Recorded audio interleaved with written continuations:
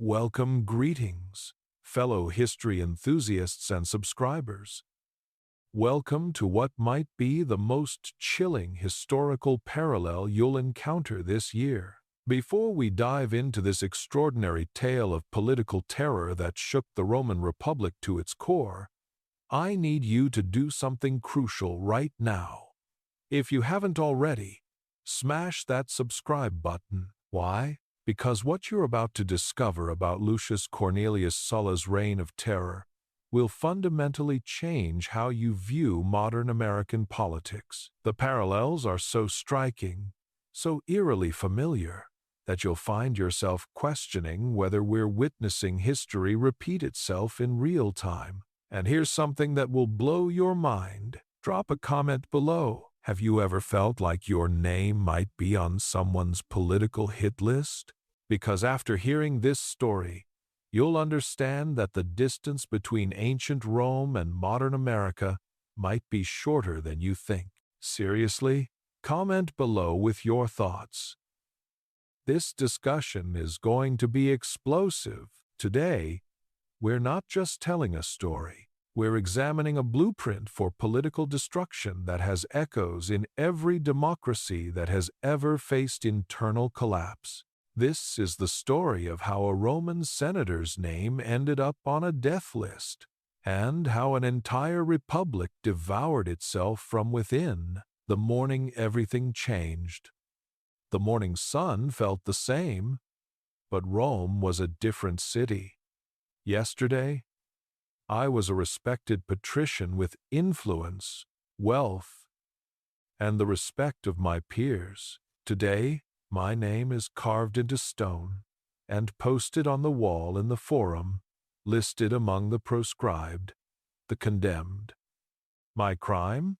Having wealth that Lucius Cornelius Sulla covets, and perhaps worse, having once supported his political enemies. There is now a bounty on my head, a substantial one that would make any citizen wealthy beyond their dreams. My friends avert their eyes when they see me in the street. My clients have locked their doors and refuse my visits. Every shadow in every alley could hide a bounty hunter. Every friendly face could conceal a betrayer calculating whether my death is worth more than my friendship. My family has fled or been killed. My home has been forfeit to the state. My slaves sold at auction. All I have left is a desperate plan to escape beyond the city walls before my own countrymen. People I've known for decades, people whose children played with mine, sell my head for a bag of silver. This is not war in any traditional sense. This is Rome devouring itself, consuming its own citizens in an orgy of state-sanctioned murder and confiscation. And I am trying desperately not to be swallowed by the machine that my own republic has become. Why this story matters. Today, you might wonder why we're diving deep into the story of a Roman senator from over 2,000 years ago. The answer is both simple and terrifying. Because the patterns of political collapse, the mechanisms of institutional destruction, and the psychology of mass political violence remain remarkably consistent across cultures and centuries. Sulla's proscription lists weren't just ancient history. They were a systematic method of political purification that has been replicated in various forms throughout human history. From Stalin's purges to McCarthy's blacklists, from Argentina's dirty war to Rwanda's genocide, the underlying mechanisms remain disturbingly similar. But what makes Sulla's story particularly relevant to modern America is not just the violence, but the way democratic institutions were weaponized, how legal processes were corrupted, and how quickly a functioning republic could transform into an autocratic nightmare. The speed of the transformation was breathtaking, and that should terrify anyone who values democratic governance. As we explore this story together, you'll see how political norms that seemed unbreakable proved to be nothing more than gentlemen's agreements that could be shattered overnight. You'll understand how economic inequality, political polarization, and the breakdown of shared civic values created the perfect storm for democratic collapse. Chapter 1. The Proscription Lists. The concept of proscription was not Sulla's invention, but he perfected it into an art form of political terror that would haunt the Roman Republic for generations. To understand the full horror of what happened, we must first understand what proscription meant in practical terms and why it represented such a fundamental break from Roman political tradition. Proscription, in its simplest form, was a legal declaration that certain individuals were enemies of the state. But Sulla transformed this administrative tool into something far more sinister. A systematic method of eliminating political opposition while enriching his supporters and filling the state treasury. The proscribed were stripped of all legal protections, their property confiscated, and their lives forfeit to anyone who could claim their heads. The first list appeared in the Forum Romanum in the early morning hours of November 1st, 82 years before the birth of Christ. Citizens gathered around the stone tablets, reading names in hushed, horrified whispers. Some wept openly as they found the names of friends, relatives, or business partners. Others calculated quickly whether they might profit from the misfortune of their neighbors. What made Sulla's proscription lists particularly terrifying was their apparent randomness.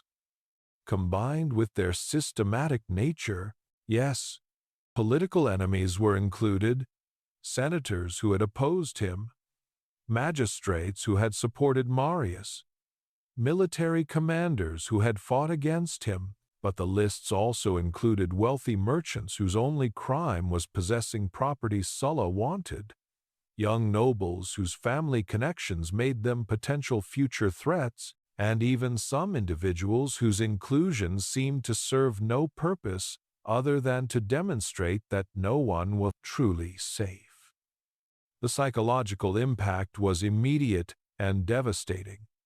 Roman society had always operated on complex networks of patronage, friendship, and mutual obligation. Citizens knew where they stood in the social hierarchy, understood the rules of political engagement, and trusted in certain fundamental protections that came with citizenship and social status. Sulla's lists shattered all of these assumptions overnight. Consider the case of Marcus Marius Gratidianus, a popular praetor and relative of Sulla's great enemy Gaius Marius. Gratidianus had been beloved by the Roman people for his financial reforms that had stabilized the currency and protected small merchants from exploitation. His inclusion on the proscription list sent a clear message. Popularity with the people was not protection. Good governance was not a shield, and even family connections to Rome's greatest military heroes could not save you if you were on the wrong side of Sulla's political calculus. The bounty system that accompanied the proscription lists was perhaps even more corrosive to Roman society than the killings themselves. Sulla offered substantial rewards, often equivalent to several years' income for a working citizen, for the head of any proscribed individual. This created immediate economic incentives for betrayal, turning neighbors against neighbors, slaves against masters, and even family members against each other. The stories that emerged from this period read like something from a horror novel. Slaves who had served families faithfully for decades suddenly became calculating assassins, weighing their loyalty against the fortune they could earn by murdering their masters. Business partners who had built successful enterprises together found themselves on opposite sides of life and death calculations. Sons discovered that their father's political associations had made the entire family targets for elimination. But perhaps most chilling was the bureaucratic efficiency with which the system operated. Sulla didn't simply unleash chaos. He created institutions to manage the terror. Special courts were established to process the property confiscations. Administrative offices were set up to verify kills and distribute bounties. Record keepers tracked which proscribed individuals had been eliminated and which remained at large. The Roman state, with all its administrative competence, was turned into a machine for systematic murder and theft. The economic dimensions of the proscription lists reveal another layer of their political purpose. Rome, in Sulla's time, was facing severe financial pressures. Years of civil war had drained the treasury. Military expenses continued to mount, and Sulla needed vast resources to reward his supporters and maintain their loyalty. The proscription list solved multiple problems simultaneously. They eliminated political opposition, generated enormous revenues through property confiscation, and created a new class of wealthy supporters who owed their fortunes entirely to Sulla's favor. This economic aspect of political purges should sound familiar to anyone studying modern authoritarian movements. The targeting of wealthy minorities, the confiscation of property belonging to political enemies, the use of state violence to redistribute wealth to regime supporters. These patterns appear with depressing regularity throughout history. What made Sulla's version particularly effective was how he wrapped it in legal procedures and republican institutions, making the terror appear legitimate and systematic, rather than arbitrary and chaotic. The proscription lists also served as a form of political communication, sending messages to different constituencies about what behavior would be tolerated and what would be punished.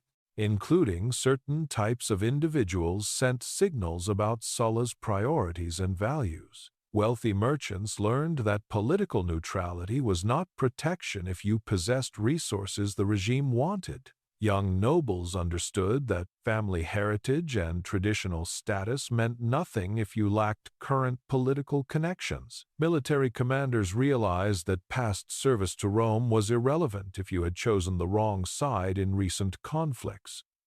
The psychological warfare aspects of the proscription system were as important as the physical violence. The uncertainty about who might be added to future lists created a climate of constant fear and anxiety. Citizens began modifying their behavior, avoiding certain associations, changing their public statements, and demonstrating loyalty to Sulla in increasingly elaborate ways. The mere possibility of proscription became a tool for social control that extended far beyond the actual victims. Modern parallels to Sulla's proscription lists can be found in various forms throughout recent history. Stalin's purge lists served similar functions, eliminating political opposition while generating resources and demonstrating state power. McCarthyism in the United States created blacklists that destroyed careers and lives without requiring actual criminal convictions. Argentina's military junta maintained lists of subversives who simply disappeared, creating the same climate of fear and uncertainty that Sulla had perfected 2 millennia earlier. What makes these historical parallels particularly relevant to contemporary American politics is not the violence itself, but the underlying mechanisms of institutional capture and legal weaponization. When political systems begin treating opposition as treason, when legal processes are used to eliminate rivals rather than ensure justice, when economic pressure is systematically applied to silence dissent, these are the warning signs that democratic norms are breaking down in ways that historically have led to much darker outcome. The proscription lists represented more than just a brutal political tactic.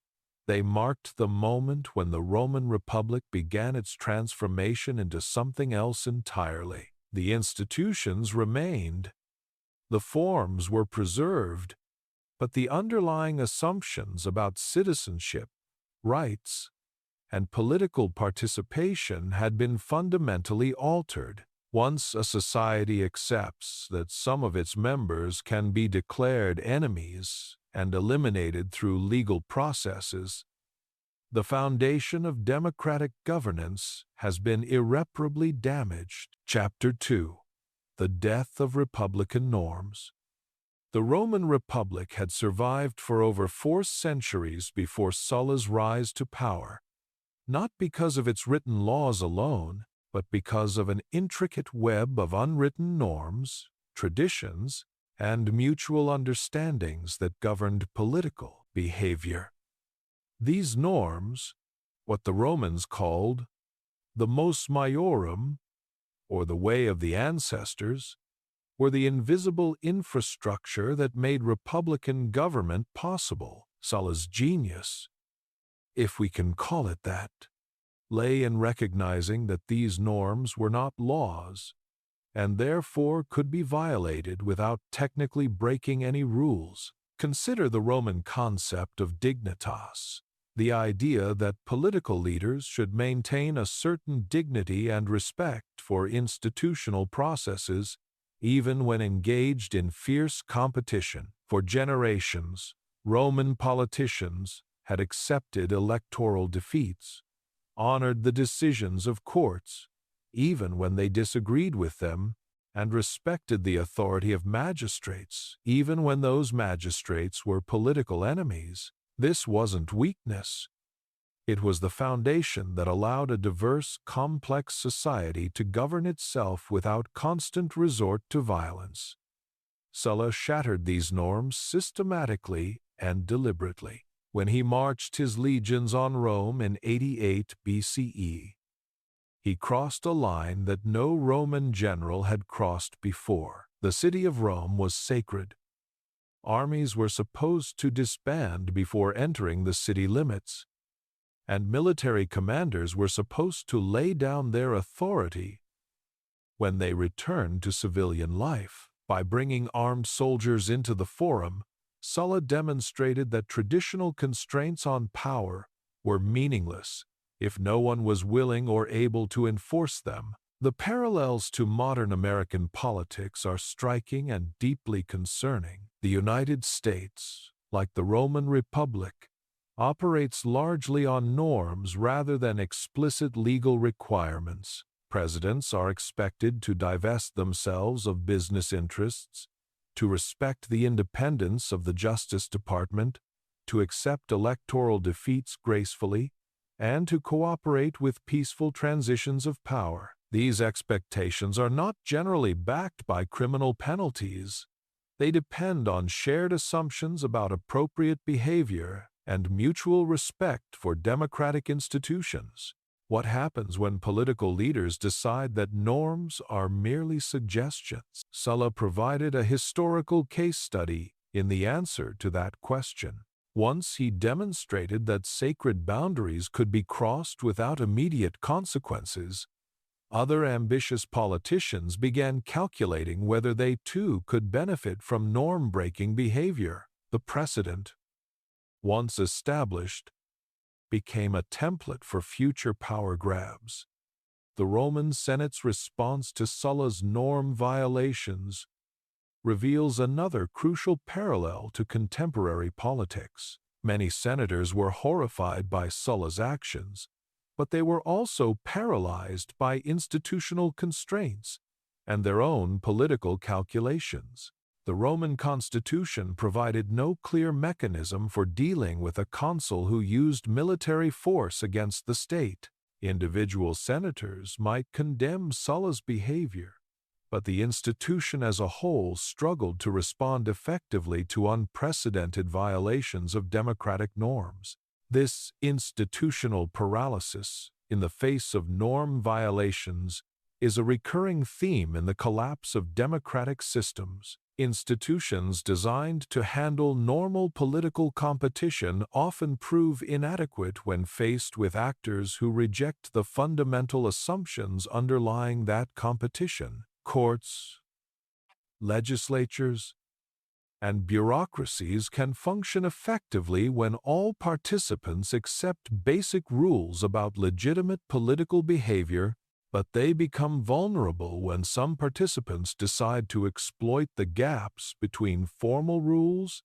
and informal expectations. Sulla's approach to legal and constitutional interpretation also prefigured modern techniques for undermining democratic institutions while maintaining a veneer of legality. Rather than openly declaring himself a dictator from the beginning, Sulla manipulated existing Roman institutions to grant him extraordinary powers through seemingly legitimate processes. He had himself appointed dictator through a vote of the Senate, giving his subsequent actions the appearance of constitutional authority, even as he used that authority to destroy the Constitution itself. This technique, using democratic institutions to dismantle democracy, has become a standard playbook for modern authoritarians. Viktor Orbán in Hungary, Recep Tayyip Erdogan in Turkey, and Hugo Chavez in Venezuela all used electoral victories and legislative majorities to systematically undermine press freedom, judicial independence, and political opposition. They maintained the forms of democratic government while gutting its substance, making it difficult for domestic and international observers to identify clear moments when democracy actually ended. The role of violence in Sulla's norm-breaking campaign deserves particular attention because it reveals how quickly political competition can escalate into existential conflict. Initially, Sulla's use of force was limited and targeted. He brought troops to Rome, but he didn't immediately begin mass killings. The violence escalated gradually, as each side responded to the other's provocations with increasingly extreme measures. This pattern of escalating political violence is another warning sign that democratic norms are breaking down. When political opponents begin to view each other not as legitimate competitors but as existential threats, the incentives for restraint disappear. If your political enemies are not just wrong but dangerous, if their victory would mean not just policy disagreements but the destruction of everything you value, then almost any tactic becomes justifiable in the name of defending democracy. Sulla's propaganda machine worked overtime to frame his actions in exactly these terms. His opponents were not fellow Romans with different political views. They were enemies of the Republic, threats to Roman traditions, dangerous radicals who would destroy everything sacred about Roman civilization. This rhetoric served multiple purposes. It justified extreme measures against political opponents. It rallied supporters who might otherwise have been uncomfortable with norm violations, and it created a narrative framework that made compromise and reconciliation impossible. The economic dimensions of norm collapse also played crucial roles in Sulla's rise to power. The Roman Republic in the late 2nd and early 1st centuries BCE was experiencing dramatic economic changes, growing inequality, urbanization, the displacement of small farmers, and the concentration of wealth in fewer hands. These economic pressures created constituencies for political leaders who promised radical solutions to systemic problems. Sulla understood that economic anxiety could be channeled into political support for norm-breaking behavior. Citizens who felt that the traditional political system had failed them economically were more willing to support leaders who promised to break that system and replace it with something new. The Proscription Lists, with their promise of redistributing wealth from political enemies to regime supporters, appealed directly to these economic grievances. Modern American politics exhibits similar patterns of economic anxiety, driving support for norm-breaking political behavior. When citizens believe that traditional political institutions have failed to address their economic concerns, they become more willing to support candidates who promise to disrupt those institutions. The appeal of draining the swamp or breaking the system often reflects genuine frustration with economic inequality and institutional dysfunction, even when the proposed solutions might ultimately make those problems worse. The role of media and information in norm collapse cannot be overlooked. Sulla was remarkably sophisticated in his use of propaganda and public communication to justify his actions and maintain popular support. He understood that controlling the narrative was as important as controlling the military, and he invested heavily in both formal and informal channels of communication to shape public opinion. Roman society in Sulla's time was experiencing its own information revolution. As literacy rates increased and new forms of written communication became more common, Sulla exploited these changes to spread his version of events more effectively than his opponents, using everything from official proclamations to graffiti campaigns to shape how Romans understood the political crisis they were experiencing. The parallels to modern information warfare are obvious and concerning. Social media, cable news, and online platforms have created new opportunities for political leaders to bypass traditional gatekeepers and communicate directly with their supporters. When these tools are used to spread disinformation, attack democratic institutions, and delegitimize political opponents, they can accelerate the breakdown of shared norms and common understanding that democratic governance requires.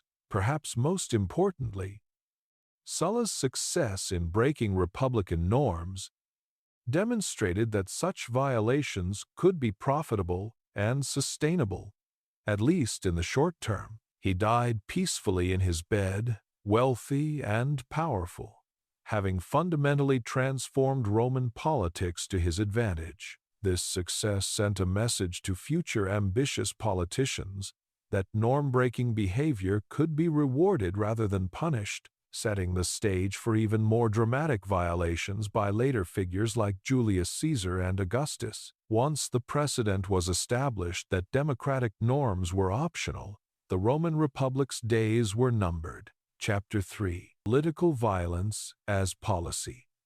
The transformation of political violence from an aberration to a standard tool of governance represents one of the most dangerous developments in any democratic society. Under Sulla's regime, violence was not simply a byproduct of political competition or an unfortunate consequence of heated disagreements.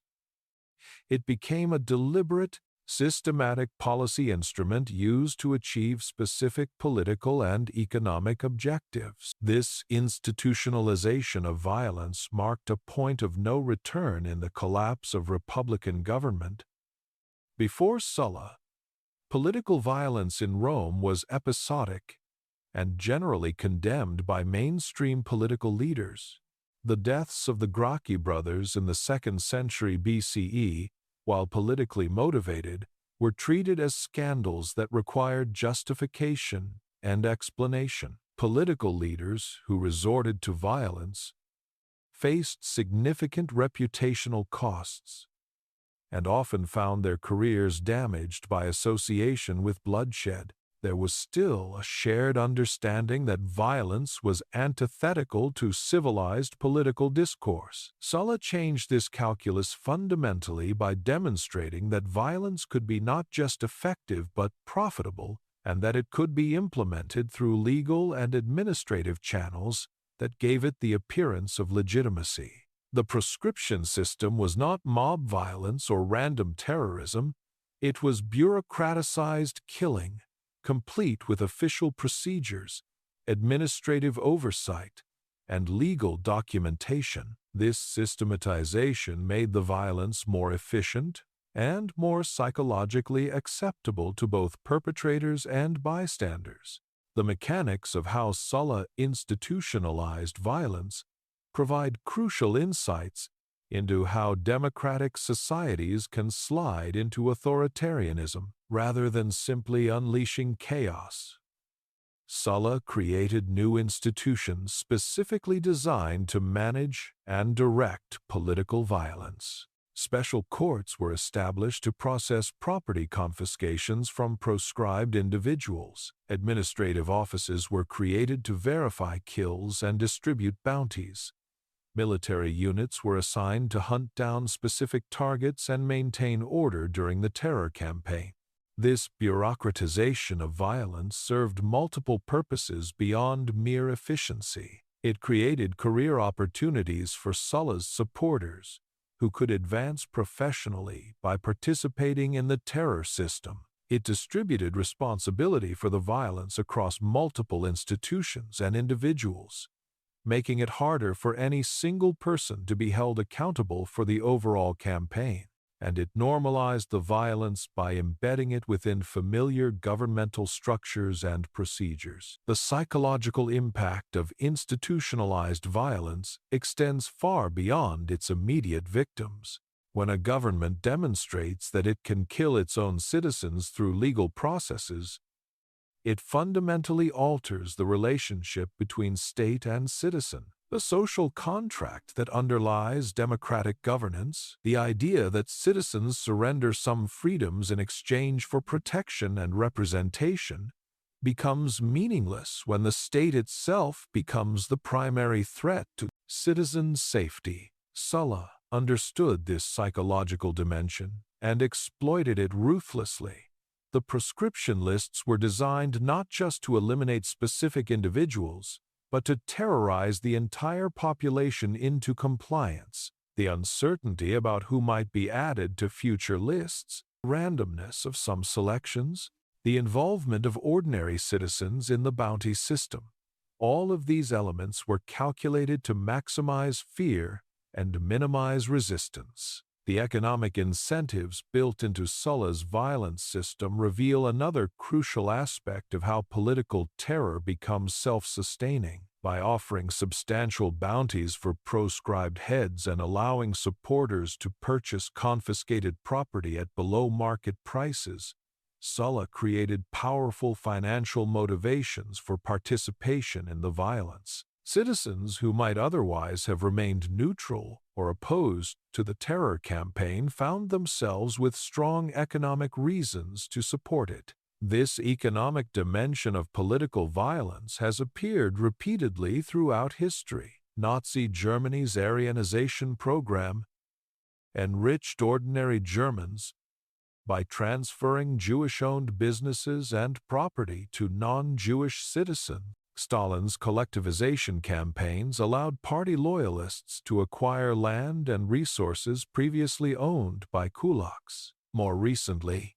ethnic cleansing campaigns in the Balkans and Rwanda involved systematic looting that provided material incentives for participation in genocide. The role of private actors in Sulla's violence system also deserves attention because it demonstrates how political terror can become decentralized and self-perpetuating. While Sulla's government created the legal framework and provided the incentives, much of the actual violence was carried out by private citizens, motivated by bounties, personal grudges, or opportunities for advancement. This privatization of violence made the system more efficient and harder to control or reverse.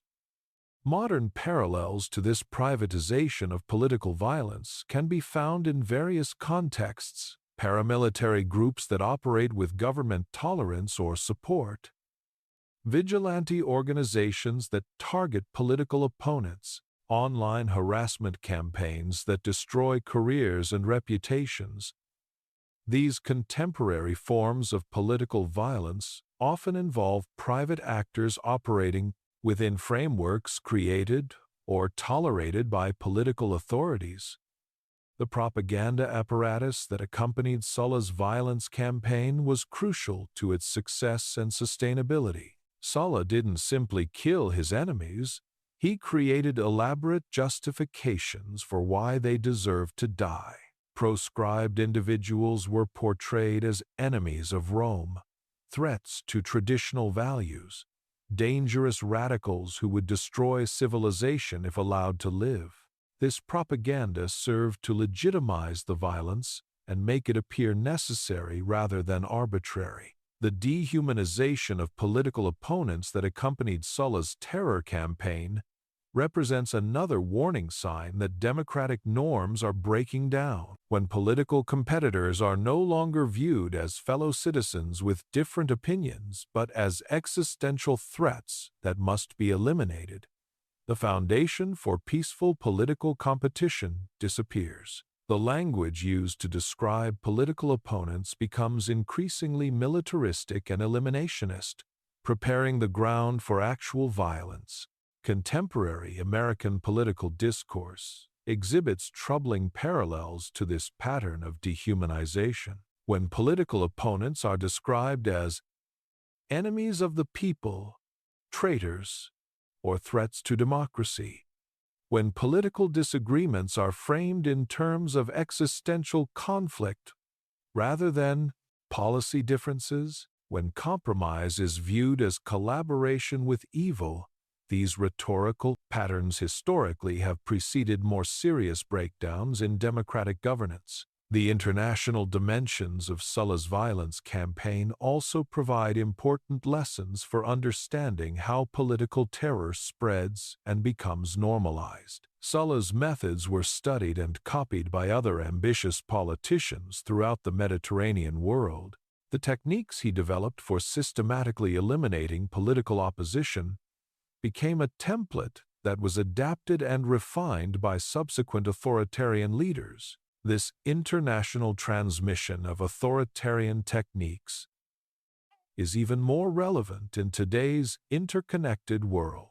Modern authoritarian leaders study each other's methods, share techniques for suppressing opposition, and learn from each other's successes and failures. The erosion of democratic norms in one country can provide a roadmap for similar erosion elsewhere, creating a global trend toward authoritarianism that transcends national boundaries. The role of technology in modern political violence also deserves consideration. While Sulla had to rely on physical proscription lists posted in public spaces, contemporary political leaders have access to much more sophisticated tools for targeting opponents. Digital surveillance, data mining, social media manipulation, and cyber warfare provide new opportunities for political violence that can be more precise, more deniable, and more difficult to resist than traditional forms of political terror.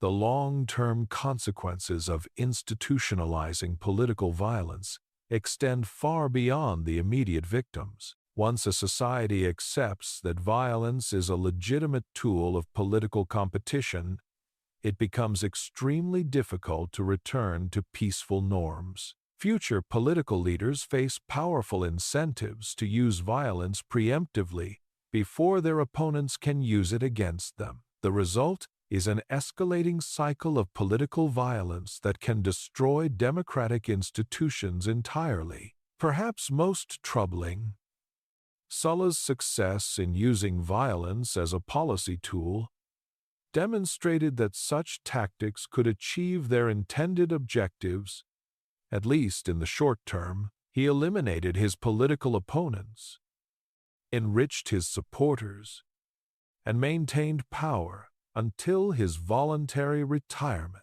This success sent a message to future ambitious politicians that violence could be not just effective but profitable, setting the stage for even more systematic and destructive uses of political terror by later Roman leaders. The precedent, once established, proved impossible to reverse. Chapter 4.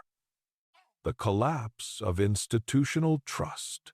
The foundation of any functioning democracy rests not on laws alone, but on the widespread belief that institutions will operate fairly, predictably, and in accordance with established principles. When citizens lose faith in the neutrality and competence of their governing institutions, the entire system becomes vulnerable to collapse. Sulla's reign marked the moment when Roman citizens could no longer trust that their republic's institutions would protect them, represent them, or treat them fairly, a breakdown that would prove irreversible. Before Sulla's rise to power, Roman institutions commanded remarkable respect and legitimacy across the Mediterranean world.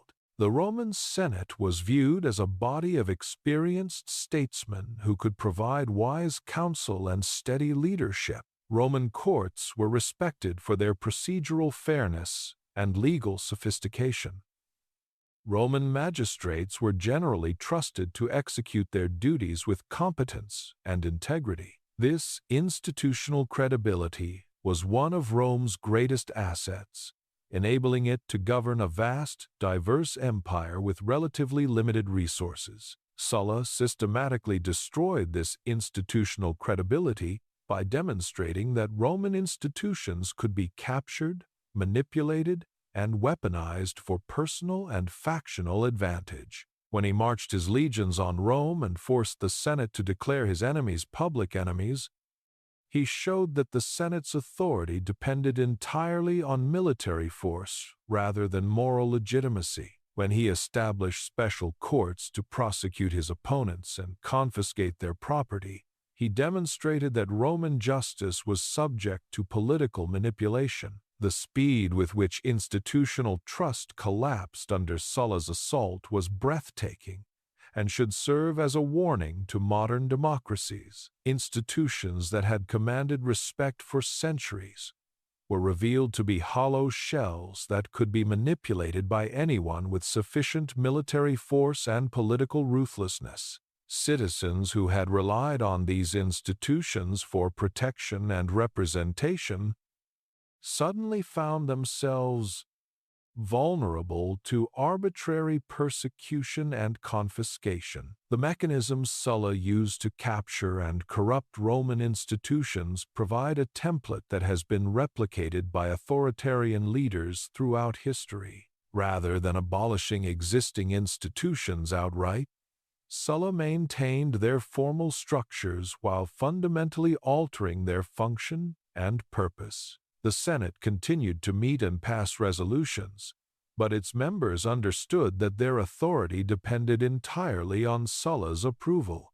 Courts continued to operate, but their verdicts reflected political calculations rather than legal principles. This technique of institutional capture, maintaining the forms while gutting the substance, has become a standard approach for modern authoritarians. Viktor Orban's transformation of Hungarian institutions, Vladimir Putin's manipulation of Russian governance structures, and Nicolas Maduro's control of Venezuelan institutions all follow similar patterns. Democratic institutions continue to exist on paper, but they serve the interests of the ruling party rather than the broader public.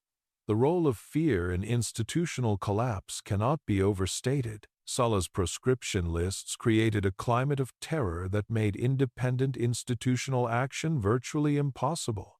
Senators who might have opposed Sulla's policies understood that such opposition could result in their names appearing on future proscription lists. Judges who might have ruled against Sulla's interests knew that unfavorable verdicts could be treated as acts of treason.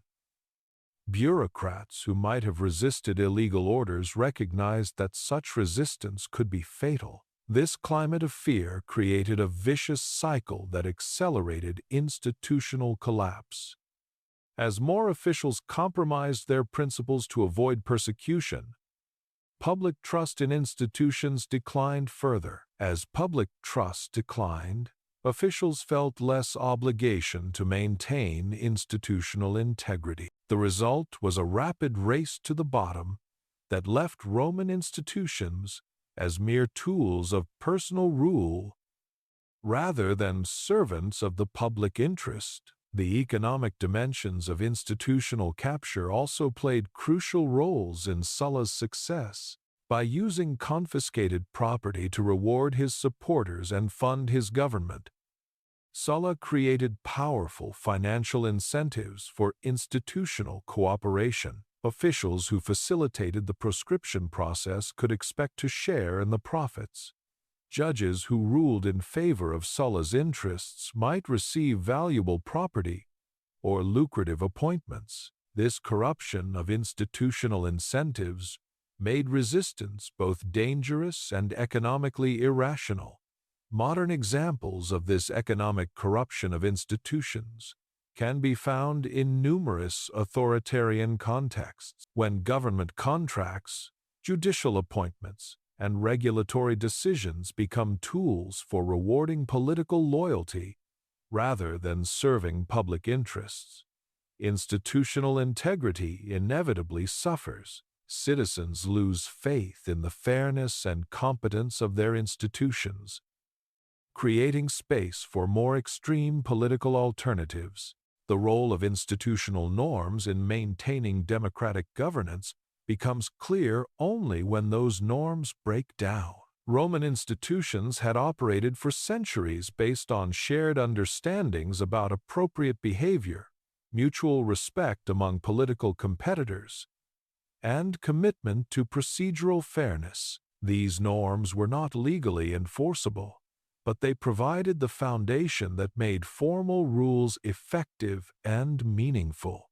Sulla's genius lay in recognizing that these norms were vulnerable precisely because they were not legally enforceable. By violating institutional norms systematically and facing no immediate consequences, he demonstrated that such norms were merely conventions that could be abandoned when convenient. Once this precedent was established, other ambitious politicians began calculating whether they too could benefit from norm-breaking behavior.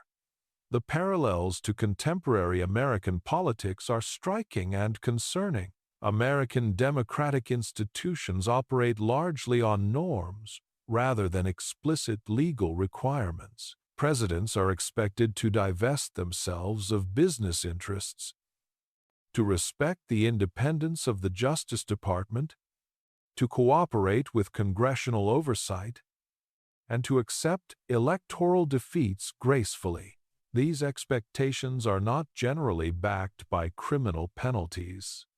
They depend on shared assumptions about appropriate behavior and mutual respect for democratic institutions. When political leaders begin treating these norms as optional suggestions rather than binding obligations, the foundation of democratic governance becomes vulnerable. If presidents can ignore congressional subpoenas, if they can use the Justice Department to investigate political opponents, if they can refuse to accept electoral defeats, if they can profit personally from government decisions, then the distinction between democratic and authoritarian governance begins to disappear.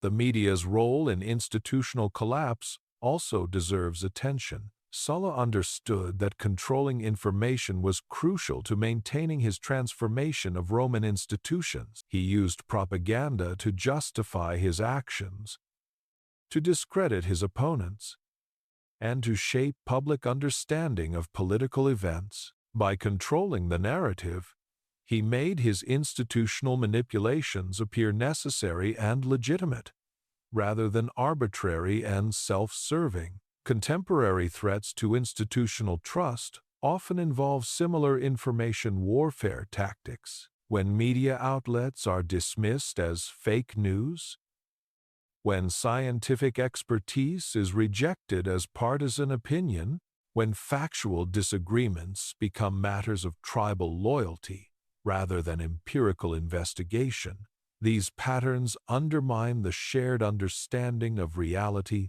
that democratic institutions require to function effectively. The international dimensions of institutional collapse also provide important lessons. Sulla's transformation of Roman institutions had consequences far beyond Rome itself.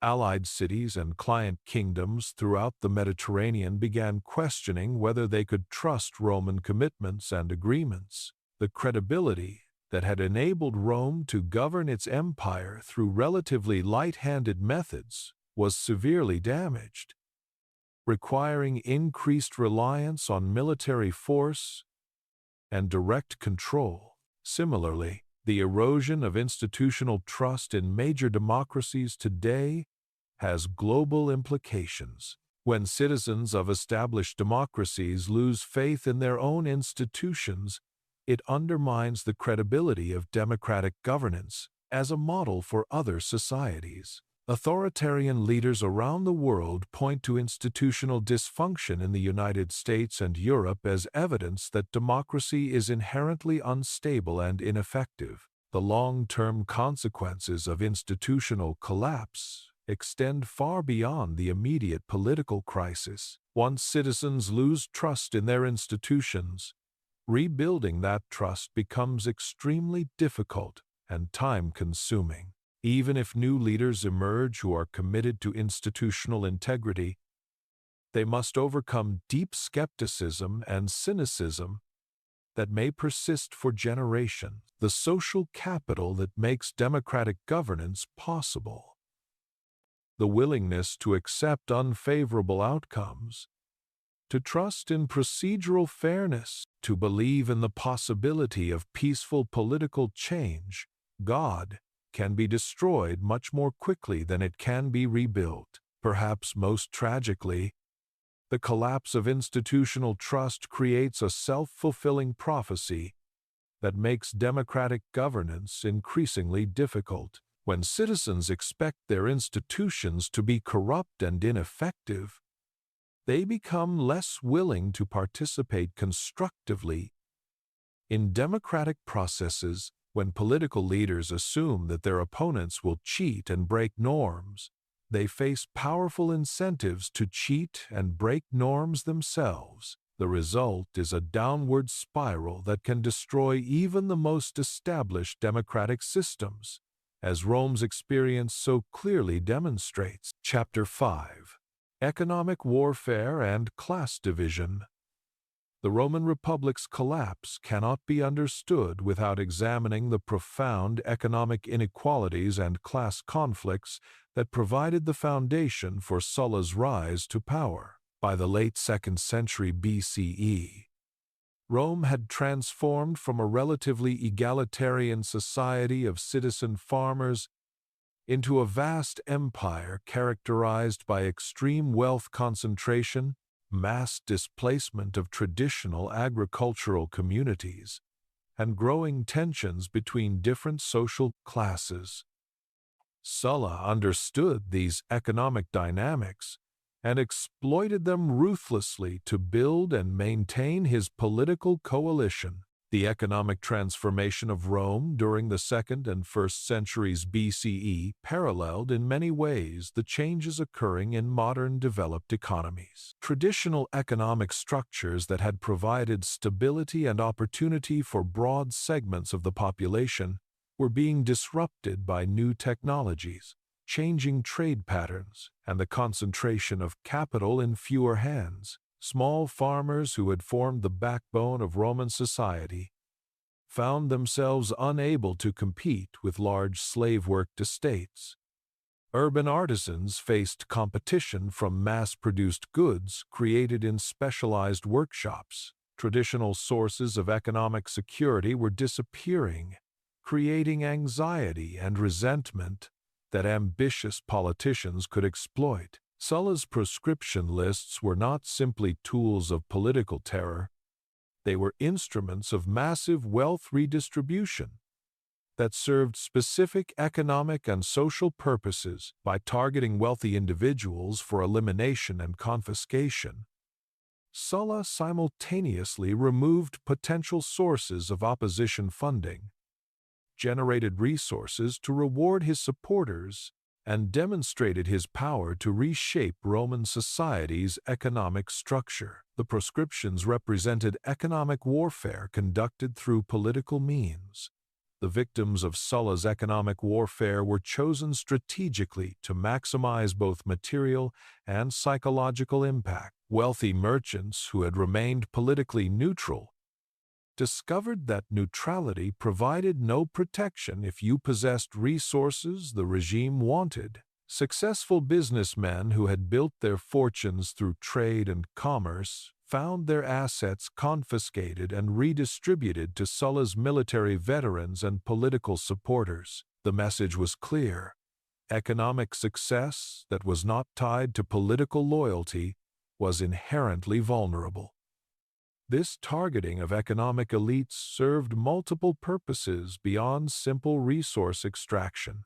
It demonstrated Sulla's power to destroy anyone, regardless of their wealth or social connections. It created opportunities for advancement among Sulla's supporters, who could purchase confiscated property at below-market prices or receive direct grants of land and resources, and it appealed to popular resentment against wealthy elites who were perceived as having benefited from the Republic's expansion while ordinary citizens bore the costs of military service and economic disruption. The class dimensions of Sulla's coalition reveal important insights into how economic anxiety can be channeled into support for authoritarian politics. Sulla's core supporters included military veterans who had been promised land grants in exchange for their service, urban plebes who resented wealthy merchants and aristocrats, and ambitious members of the middle classes who saw opportunities for advancement in the disruption of traditional hierarchies. These groups had different and sometimes conflicting interests, but they were united by their belief that the existing economic system had failed them. The parallels to contemporary American politics are striking and concerning. Modern American society exhibits similar patterns of economic inequality, class resentment, and anxiety about economic security that characterized late Republican Rome. Traditional sources of middle-class prosperity, manufacturing jobs, small business ownership, stable career paths, have been disrupted by globalization, technological change, and the concentration of economic power in large corporations. These disruptions have created constituencies for political leaders who promise to break existing systems and redistribute economic opportunities. Sulla's use of debt relief and land redistribution as political tools also provides important lessons about how economic policy can be weaponized for political purposes. By canceling debts owed to proscribed individuals and redistributing their land to his supporters, Sulla created powerful economic incentives for political loyalty. Citizens who might otherwise have opposed his methods found themselves benefiting materially from his policies, making them stakeholders in the continuation of his regime. This technique of using economic policy to build political coalitions has been employed by authoritarian leaders throughout history. Land redistribution programs, debt forgiveness initiatives, and targeted economic benefits can create constituencies for authoritarian rule, even among populations that might otherwise prefer democratic governance. When people's economic security depends on the continuation of a particular political regime, they have powerful incentives to support that regime regardless of its methods or long-term consequences. The role of slavery in Sulla's economic calculations also deserves attention because it reveals how existing systems of exploitation can be expanded and intensified during political crises. The proscription process generated enormous numbers of new slaves as the families of proscribed individuals were sold into bondage. These slaves provided labor for the estates and businesses that were redistributed to Sulla's supporters, creating a self-reinforcing cycle of exploitation and enrichment. While modern democracies do not practice chattel slavery, they do contain various forms of economic exploitation that can be intensified during political crises. Immigrant labor, prison labor,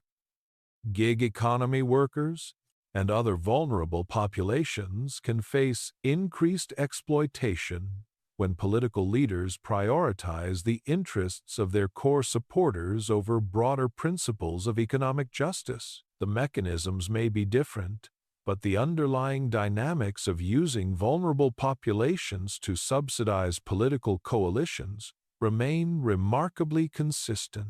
The propaganda dimensions of Sulla's economic warfare were as important as the material redistribution itself. Sulla framed his policies not as arbitrary confiscation, but as necessary corrections to economic injustices perpetrated by his opponents. Wealthy victims of proscription were portrayed as exploiters who had grown rich at the expense of ordinary Romans. Their elimination was presented as economic justice rather than political persecution. This rhetorical strategy of framing economic redistribution as justice rather than theft has been employed by numerous authoritarian movements. When political opponents are characterized as economic parasites or exploiters, their elimination can be presented as serving the broader public interest rather than narrow factional advantage. This moral framing makes it easier for supporters to justify and participate in what might otherwise be recognized as simple theft and murder. The international economic dimensions of Sulla's policies also had lasting consequences for Roman society and governance. The massive wealth transfers generated by the proscriptions disrupted established trade relationships, destroyed commercial networks that had taken generations to build, and created uncertainty about property rights that discouraged long-term investment. The short-term gains from confiscation came at the cost of long-term economic stability and growth. Modern examples of this pattern can be found in numerous countries where authoritarian leaders have used economic warfare against domestic opponents. When property rights become subject to political calculations rather than legal protections, when successful businesses can be destroyed for political reasons, when economic policy is used primarily to reward supporters and punish opponents, these practices may provide short-term political benefits, but they invariably damage long-term economic performance and social stability.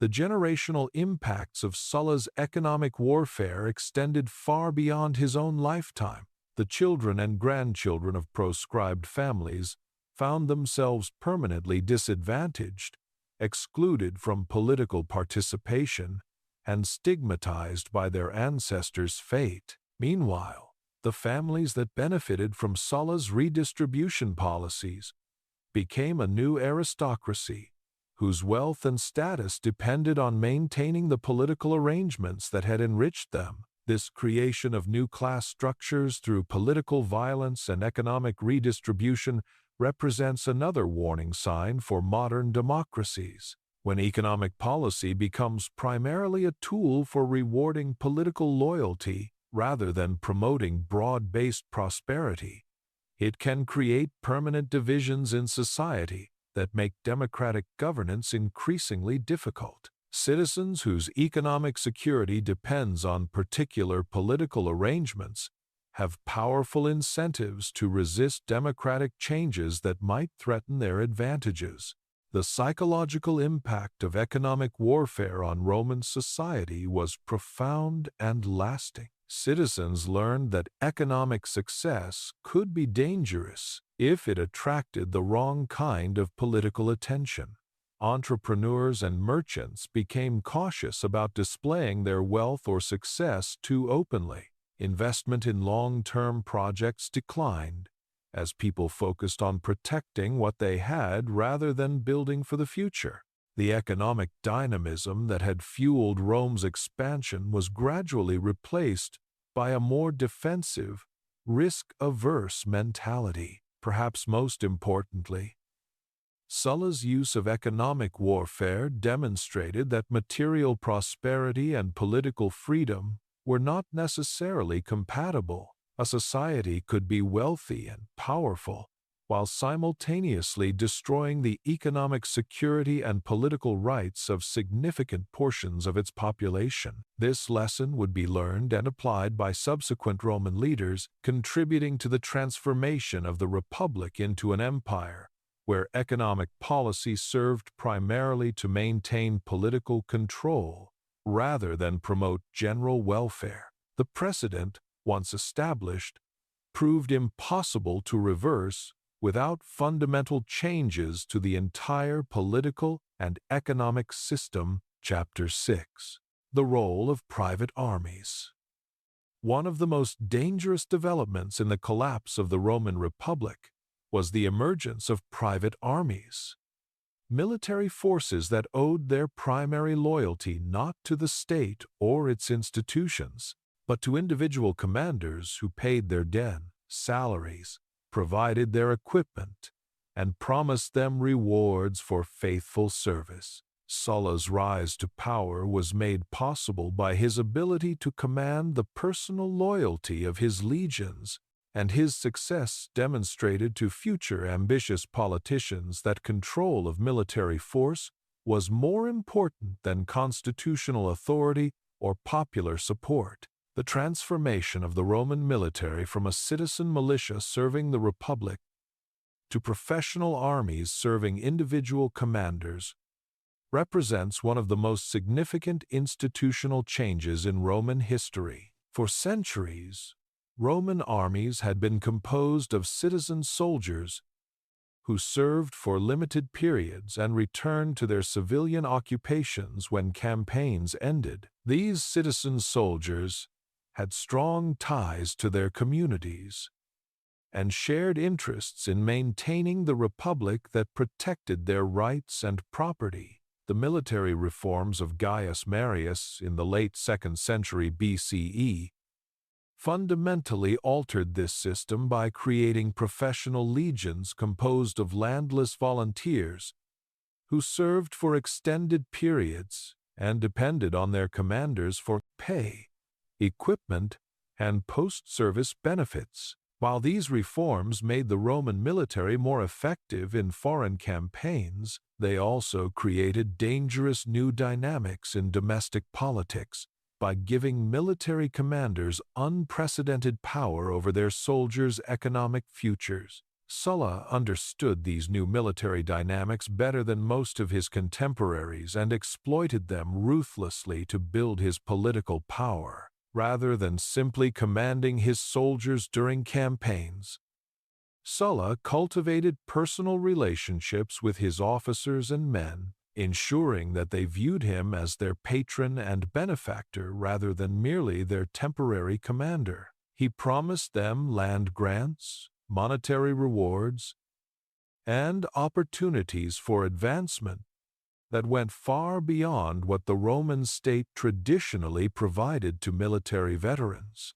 The loyalty that Sulla inspired in his troops was demonstrated most dramatically when he ordered them to march on Rome in 88 BCE. This command violated one of the most sacred taboos in Roman political culture, the prohibition against bringing armed forces into the city. Most of Sulla's officers initially refused to participate in what they recognized as an illegal and unprecedented action, but the common soldiers, motivated by personal loyalty to Sulla and promises of rewards for their service, were willing to cross this crucial line. The success of Sulla's march on Rome established a precedent that would haunt the Republic for the remainder of its existence. Future military commanders learned that constitutional authority meant nothing if it was not backed by military force, and that soldiers could be persuaded to act against the state if they were offered sufficient personal incentives. The Roman military, which had been the Republic's greatest asset in foreign wars, became its greatest liability in domestic politics. The parallels between Sulla's private army and modern threats to democratic governance are both obvious and concerning. While contemporary democracies do not typically face the threat of military coups, they do confront various forms of private violence that can be used to intimidate political opponents and disrupt democratic processes. Paramilitary groups, private security forces, and armed civilian militias can serve similar functions to Sulla's legions in undermining the state's monopoly on legitimate violence. The January 6, 2021 attack on the United States Capitol provides a particularly relevant example of how private violence can be mobilized for political purposes in modern democracies. While the participants were not professional soldiers, the willingness of civilians to use violence against democratic institutions when encouraged by political authorities demonstrates that the dynamics Sulla exploited are not limited to professional military contexts. The economic dimensions of private army loyalty also provide important insights into how military force can be weaponized for political purposes. Sulla's soldiers were not motivated solely by ideology or personal affection for their commander. They were responding to concrete economic incentives that made supporting Sulla more profitable than opposing him. The promise of land grants, monetary bonuses, and opportunities to share in the spoils of victory created powerful material motivations for military loyalty. Modern authoritarian movements often employ similar economic incentives to build and maintain private military forces, whether through direct payment, promises of future benefits, or opportunities to profit from violence and intimidation. Contemporary private armies are typically motivated by material considerations as much as ideological commitment. Understanding these economic dynamics is crucial for developing effective strategies to counter the threat of private violence to democratic institutions. The role of military culture and identity in fostering private army loyalty cannot be overlooked. Sulla cultivated a sense of shared identity and mutual obligation among his troops that transcended their formal military duties. His soldiers saw themselves not just as servants of the Roman state, but as members of Sulla's personal military family with obligations to protect and advance their patron's interests, even when those interests conflicted with broader public welfare. This cultivation of personal military loyalty has been employed by authoritarian leaders throughout history. From the Praetorian Guard in Imperial Rome to the SS in Nazi Germany to various presidential guards and special forces in modern dictatorships, successful authoritarians understand the importance of creating military units that are personally loyal to the leader rather than institutionally loyal to the state. The propaganda and communication strategies that Sulla used to maintain military loyalty also deserve attention. He portrayed his conflict with the Roman Senate and his political opponents not as a struggle for personal power but as a defense of traditional Roman values against dangerous innovators and foreign influences. His soldiers were encouraged to see themselves as protectors of Roman civilization rather than participants in a civil war.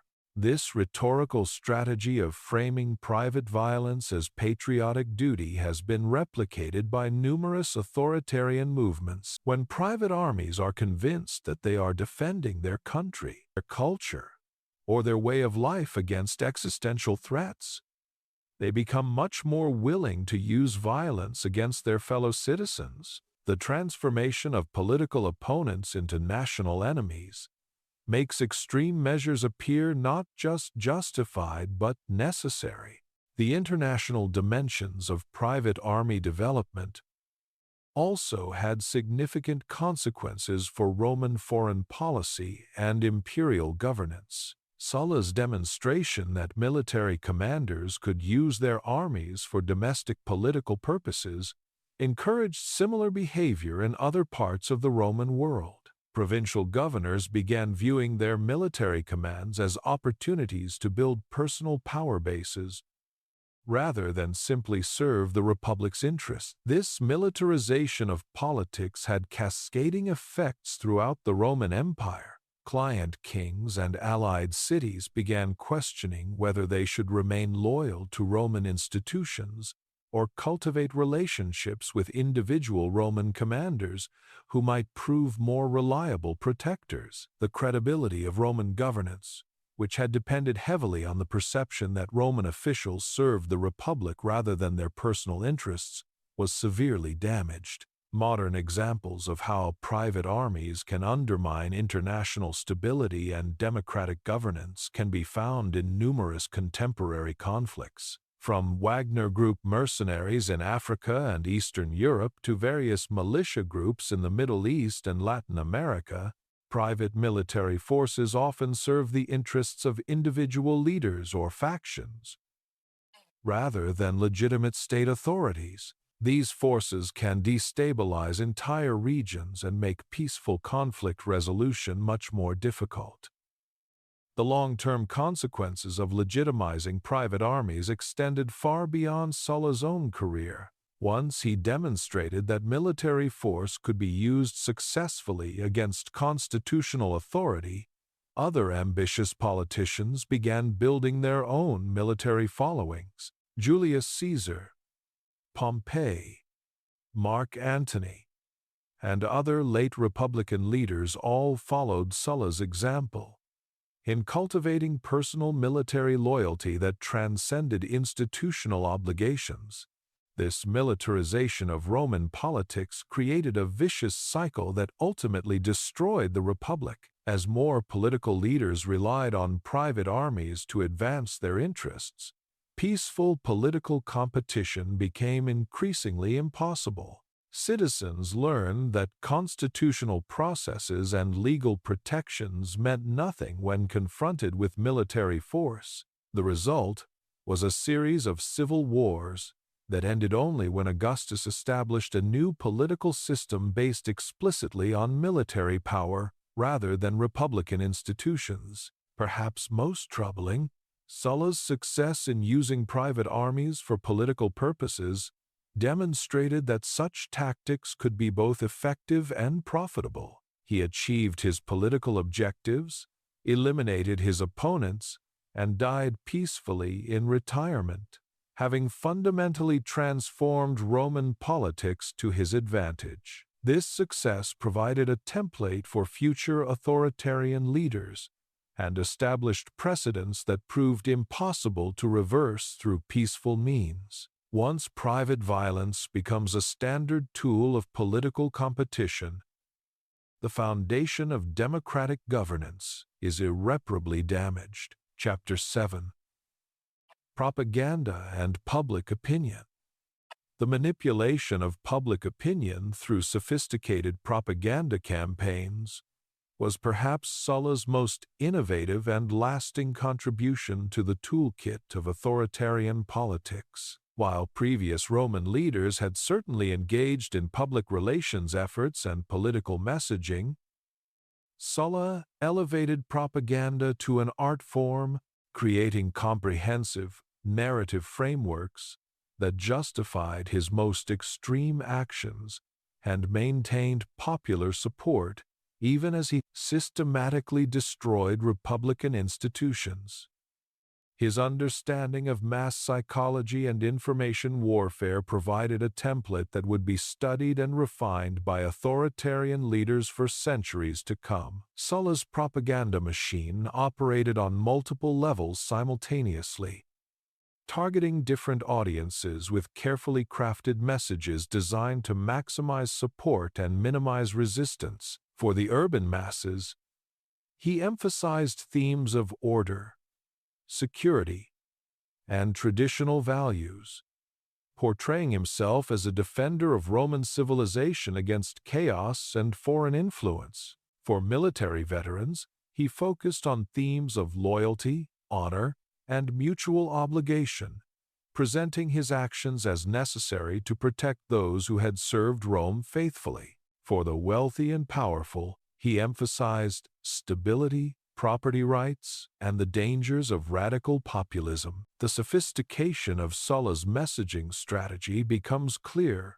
when we examine how he framed the proscription lists and the violence that accompanied them. Rather than presenting these actions as arbitrary exercises of power, Sulla's propaganda portrayed them as necessary measures to restore law and order after a period of dangerous instability. The proscribed individuals were not described as political opponents but as enemies of Rome, traitors who had betrayed their country and deserved punishment for their crimes against the state. This rhetorical transformation of political persecution into patriotic duty served multiple purposes. It provided moral justification for supporters who might otherwise have been uncomfortable with the violence. It created a framework for understanding complex political events that made Sulla appear as a reluctant but necessary savior rather than an ambitious tyrant, and it established precedents for future leaders who wanted to use similar tactics while maintaining claims to legitimacy and popular support. The methods Sulla used to disseminate his propaganda reveal important insights into how information warfare operates in practice. He understood that controlling the message required controlling multiple channels of communication simultaneously. Official proclamations and Senate resolutions provided formal authority for his actions. Public speeches and theatrical performances reached mass audiences with emotional appeals. Private conversations and informal networks spread his version of events throughout Roman society's elite circles. Sulla also pioneered techniques for discrediting opposing narratives and alternative sources of information. Critics of his policies were not simply ignored or refuted. They were systematically delegitimized through personal attacks, accusations of disloyalty, and suggestions that their opposition stemmed from corrupt motives rather than principled disagreement. This strategy of attacking the messenger rather than addressing the message became a standard component of authoritarian propaganda throughout history. The parallels between Sulla's propaganda techniques and modern information warfare are striking and deeply concerning. Contemporary authoritarian leaders employ remarkably similar strategies for manipulating public opinion and discrediting opposition. The labeling of critical media as fake news, the systematic attacks on the credibility of democratic institutions, the use of social media to spread disinformation and conspiracy theories. These modern tactics follow patterns that Sulla established over 2,000 years ago. The role of fear in Sulla's propaganda strategy deserves particular attention because it reveals how authoritarian messaging can create self-reinforcing cycles of support and compliance. Sulla's propaganda emphasized the dangers that Rome faced from internal and external enemies, the chaos that would result if his opponents gained power, and the necessity of extreme measures to protect Roman civilization. This fear-based messaging made citizens more willing to accept restrictions on their freedoms and violations of traditional norms in exchange for promises of security and stability. Modern authoritarian movements employ similar fear-based messaging to build and maintain political support. Whether the supposed threats come from immigrants, terrorists, political opponents, or foreign powers, the underlying strategy remains consistent. Convince citizens that they face existential dangers that require extraordinary measures and exceptional leadership to address. Once people accept that they are in crisis, they become much more willing to surrender democratic rights and accept authoritarian solutions. The economic dimensions of Sulla's propaganda efforts also provide important lessons about how information warfare can be funded and sustained. Sulla invested heavily in his messaging operations, using confiscated wealth to pay for elaborate public spectacles, theatrical performances, and other forms of mass entertainment that carried political messages. He understood that effective propaganda required significant resources and professional expertise, not just good intentions and clever slogans. Contemporary examples of well-funded propaganda operations can be found in numerous authoritarian contexts, from Russian troll farms and Chinese information warfare campaigns to domestic political operations that spend billions of dollars on advertising and messaging. Modern propaganda requires sophisticated technology, professional staff, and substantial financial resources. Understanding the economic infrastructure of information warfare is crucial for developing effective countermeasures.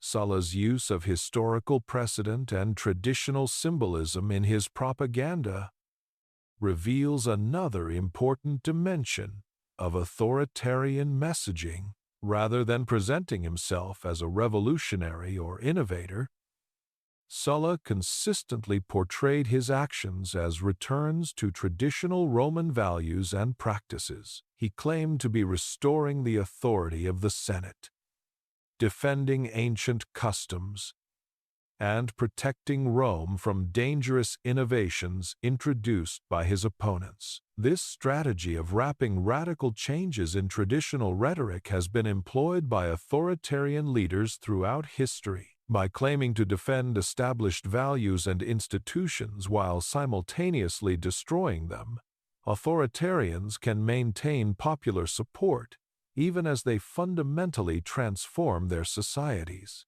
Citizens who might resist obvious changes often accept the same changes when they are presented as restorations of traditional practices. The international dimensions of Sulla's propaganda efforts also had significant consequences for Roman foreign relations and imperial governance. Sulla's messaging was designed not just for domestic consumption but also to influence how Rome's allies, enemies, and neutral observers understood Roman politics and capabilities. His propaganda emphasized Roman strength, unity, and determination, while downplaying internal conflicts and institutional weaknesses. This international propaganda served multiple purposes. It deterred potential enemies who might have been tempted to exploit Roman internal divisions. It reassured allies who were concerned about Roman stability and reliability, and it projected an image of strength and confidence that helped maintain Roman prestige and influence throughout the Mediterranean world. The gap between propaganda and reality, however, created long-term credibility problems that would plague Rome for generations. The role of technology in Sulla's propaganda operations provides insights into how information warfare adapts to available communication methods. While Sulla lacked modern mass media, he made sophisticated use of the communication technologies available in his time. Written proclamations could be copied and distributed throughout the empire.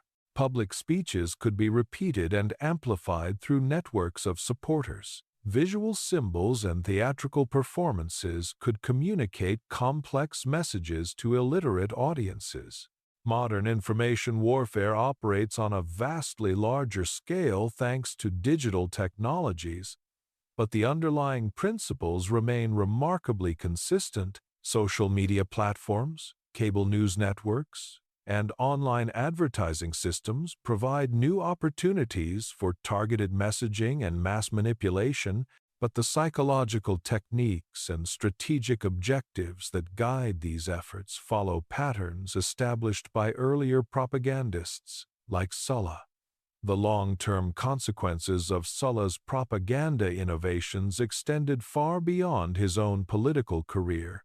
His techniques for manipulating public opinion and controlling information were studied and refined by subsequent Roman leaders, contributing to the transformation of Roman political culture from one based on open debate and competition to one dominated by managed messaging and controlled narratives. Perhaps most importantly, Sulla demonstrated that sophisticated propaganda could make even the most extreme violations of democratic norms appear necessary and legitimate to significant portions of the population. Citizens who might have resisted obvious tyranny accepted the same tyrannical practices when they were presented through carefully crafted narratives that appealed to their fears, prejudices, and aspirations. This lesson about the power of propaganda to legitimize authoritarianism has been learned and applied by countless dictators and would-be dictators throughout history, making Sulla's innovations in information warfare among his most dangerous and lasting contributions to the destruction of democratic governance. Chapter 8. The Failure of Compromise. One of the most tragic aspects of the Roman Republic's collapse under Sulla was the systematic destruction of the political culture of compromise and negotiation that had enabled Roman society to resolve conflicts peacefully for centuries. The Roman political system had always depended on the willingness of competing factions to find middle ground, to accept partial victories rather than demand total triumph, and to prioritize the stability of the republic over short-term partisan advantage. Sulla's rise to power marked the end of this culture of compromise and the beginning of a zero-sum political environment, where any concession to opponents was viewed as weakness and betrayal. The traditional Roman approach to political conflict resolution had been based on complex systems of mutual obligation, shared sacrifice, and incremental change that allowed different social groups to advance their interests without destroying the overall system. Patricians and plebeians had resolved their conflicts through a series of compromises that gradually expanded political participation while maintaining social stability. Different regions of Italy had been integrated into the Roman system through negotiated settlements that balanced local autonomy with central authority. Even foreign enemies had often been incorporated into the Roman world through diplomatic agreements that offered them paths to citizenship and prosperity. Sulla fundamentally rejected this tradition of compromise and negotiation, viewing it as weakness that had allowed Rome's enemies to gain strength and threaten the Republic's survival. His political philosophy was based on the belief that conflicts should be resolved through the complete destruction of opposition, rather than through accommodation and mutual adjustment. This zero-sum approach to politics transformed every disagreement into an existential struggle, where compromise was impossible and victory required the total elimination of opposing viewpoints. The Proscription Lists represented the ultimate expression of this anti-compromise political philosophy. Rather than negotiating with his opponents, offering them exile or political retirement, or finding ways to incorporate their concerns into his policies, Sulla simply declared them enemies of the state and ordered their elimination. This approach was certainly efficient in the short term, but it destroyed the possibility of future reconciliation and created permanent divisions in Roman society that would never be healed. The psychological impact of Sulla's rejection of compromise extended far beyond the immediate victims of his policies. Roman politicians learned that moderation and willingness to negotiate were not virtues but dangerous weaknesses that could lead to proscription and death. Future political leaders concluded that they must either achieve total victory over their opponents or face total destruction themselves. This created a political environment where escalation was always preferable to de-escalation, where any sign of flexibility was interpreted as vulnerability. The parallels between Sulla's anti-compromise politics and contemporary American political culture are deeply troubling. Modern American politics has increasingly moved toward a zero-sum model where political opponents are viewed not as legitimate competitors but as existential threats that must be defeated at any cost. The willingness to compromise, which was once viewed as an essential democratic virtue, is now often seen as betrayal by partisan bases that demand total victory over their political enemies. This transformation of American political culture can be seen in numerous contemporary examples. The increasing use of procedural tactics to block opposing legislation rather than negotiate improvements, the treatment of judicial appointments as partisan warfare rather than evaluation of qualifications, the unwillingness of political leaders to acknowledge any merit in their opponents' positions or to accept any limitations on their own power. These patterns mirror the breakdown of compromise culture that preceded the Roman Republic's collapse. The role of media and information technology in destroying compromise culture also deserves attention. Sulla understood that maintaining his anti-compromise stance required constant reinforcement through propaganda that portrayed any negotiation with opponents as betrayal of core principle. His messaging emphasized the fundamental differences between his supporters and his enemies, making compromise appear not just unwise but morally wrong. Modern media environments often operate in similar ways, creating information bubbles where compromise appears impossible because opposing viewpoints are never presented fairly or completely. Social media algorithms that reward extreme content, cable news networks that profit from partisan conflict, and online platforms that amplify the most divisive voices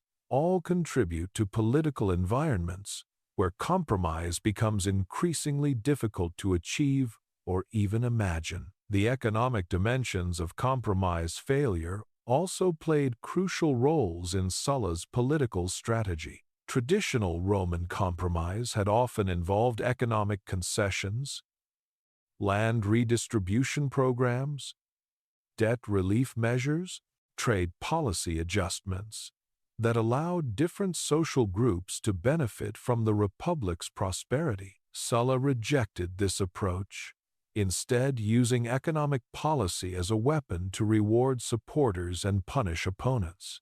This weaponization of economic policy made compromise much more difficult because it raised the stakes of political competition. When political defeat could mean not just policy disagreements but economic ruin, political actors had much stronger incentives to fight to the death rather than accept negotiated settlements. The transformation of politics from a competition over policy to a struggle for economic survival made peaceful conflict resolution virtually impossible. Contemporary American politics exhibits similar patterns of economic weaponization that make compromise increasingly difficult. When political control determines access to government contracts, regulatory decisions, tax policies, and other economic benefits, the stakes of political competition become much higher. Politicians and their supporters have stronger incentives to fight for total victory rather than accept partial gains through negotiated agreements. The institutional dimensions of compromise failure reveal another important aspect of democratic breakdown.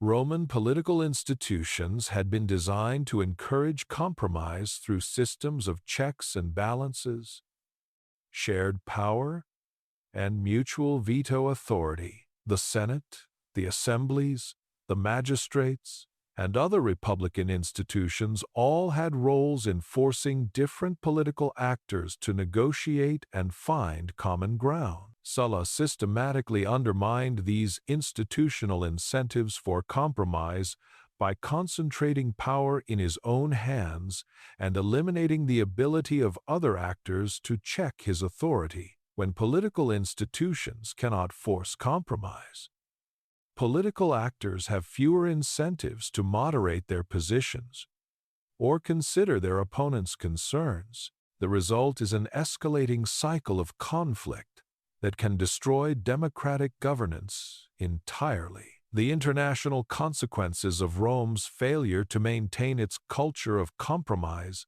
also had lasting effects on the stability of the Mediterranean world. Rome's ability to govern its vast empire had depended heavily on its reputation for fair dealing, willingness to negotiate, and respect for local customs and traditions. When Rome's internal politics became dominated by zero-sum thinking and winner-take-all competition, its external relationships suffered as well. Allied cities and client kingdoms began questioning whether they could trust Roman commitments and agreements. If Romans were unwilling to compromise with each other, why should foreign peoples expect better treatment? This erosion of trust made Roman imperial governance much more difficult and expensive, requiring increased reliance on military force rather than diplomatic cooperation. The generational impacts of compromise failure extended far beyond Sulla's own lifetime. Children who grew up during the proscription period learned that politics was a life and death struggle, where moderation was weakness and negotiation was betrayal. These lessons shaped their approach to political participation throughout their lives, making them more likely to support extreme measures and less willing to engage in the patient work of democratic compromise. This generational transmission of anti-compromise attitudes helps explain why democratic breakdowns often prove irreversible. Even if new leaders emerge who are committed to restoring democratic norms, they must overcome deep-seated cultural attitudes that view compromise as illegitimate or dangerous. The social capital that makes democratic governance possible, trust, reciprocity, willingness to accept unfavorable outcomes,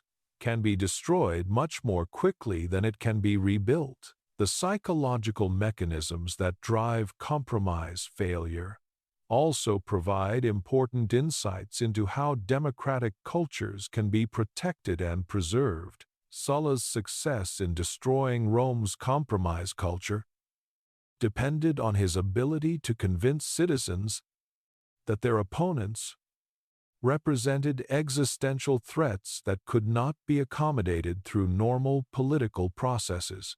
Once people believe that their political opponents want to destroy everything they value, compromise becomes not just difficult but morally wrong.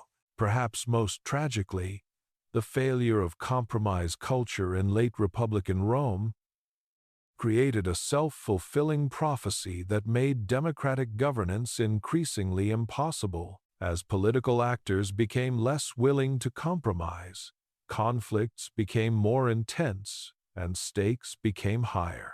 As stakes became higher, political actors became even less willing to compromise. The result was a downward spiral that ended only when Augustus established a new political system based explicitly on the concentration of power rather than the distribution of authority that had made the republic possible. Once compromise becomes impossible, democracy becomes unsustainable. Chapter 9. Exile, Survival, and Resistance. The human cost of Sulla's reign of terror extended far beyond the thousands who died on the proscription lists. For every person killed, there were family members who fled into exile, friends who went into hiding, and supporters who were forced to abandon their political beliefs and public activities. The stories of those who survived Sulla's purges provide crucial insights into how ordinary people respond to the collapse of democratic institutions and the rise of authoritarian rule. These survival stories also reveal the various forms of resistance that emerged, even under the most repressive conditions. The experience of exile during Sulla's dictatorship was particularly traumatic because it represented not just physical displacement, but complete social and economic destruction. Roman citizenship was not merely a legal status, it was an identity that defined a person's place in the world, their relationships with others, and their access to economic opportunities. When Romans were forced into exile, they lost not just their homes and property but their entire social existence. Consider the case of Gaius Marius, the younger, son of Sulla's great enemy, who spent years hiding in the marshes of Latium before eventually escaping to Africa. His survival required not just physical endurance but the complete abandonment of everything that had defined his previous life. From a position of wealth, status, and political influence, he was reduced to depending on the charity of slaves and freedmen who risked their own lives to provide him with food and shelter. The networks of support that enabled some proscribed individuals to survive reveal important aspects of Roman society that Sulla's terror could not completely destroy. Despite the enormous risks involved, some Romans continued to help proscribed individuals escape, hide, or flee the country. These acts of resistance were motivated by various factors: family loyalty, friendship, political principle, or simple human decency. But they all required extraordinary courage in the face of potentially fatal consequences. The stories of survival and resistance during Sulla's dictatorship provide important lessons for understanding how societies can maintain human dignity and moral principles even under the most repressive conditions. The individuals who helped proscribed Romans were not necessarily political heroes or organized resistance fighters. They were ordinary people who made extraordinary choices to preserve their humanity in the face of systematic dehumanization.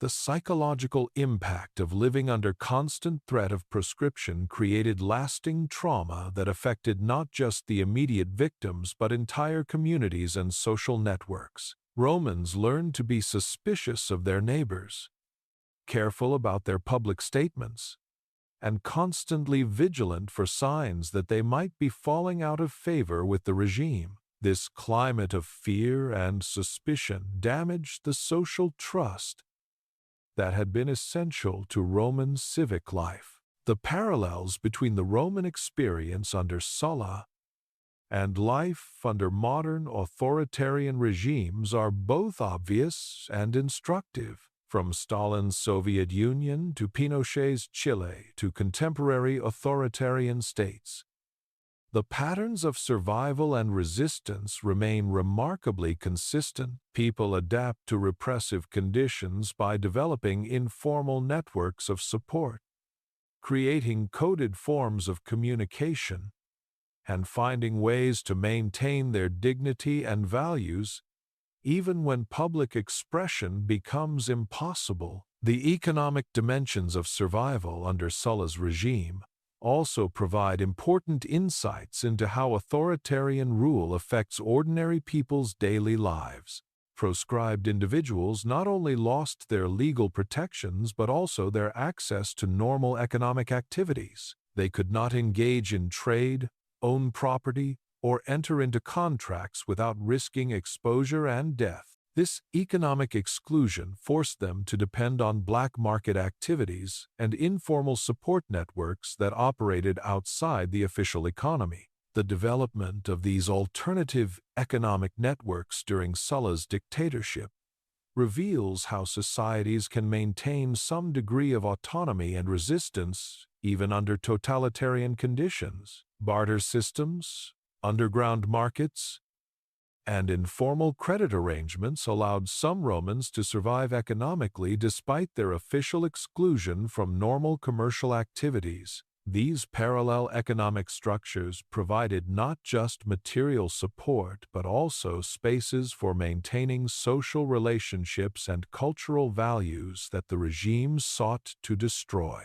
The role of women in survival and resistance networks during Sulla's reign deserves particular attention because it reveals how gender dynamics can affect responses to political repression. Roman women, who were generally excluded from formal political participation, often found themselves in positions where they could provide crucial support to proscribed individuals without attracting the same level of official attention as men. Stories from this period describe women who hid proscribed relatives in their homes, who carried messages between resistance networks, and who used their social connections to gather intelligence about government plans and activities. While these women faced enormous risks, their exclusion from formal political life sometimes provided them with opportunities for resistance that were not available to men who were more closely monitored by Sulla's agents.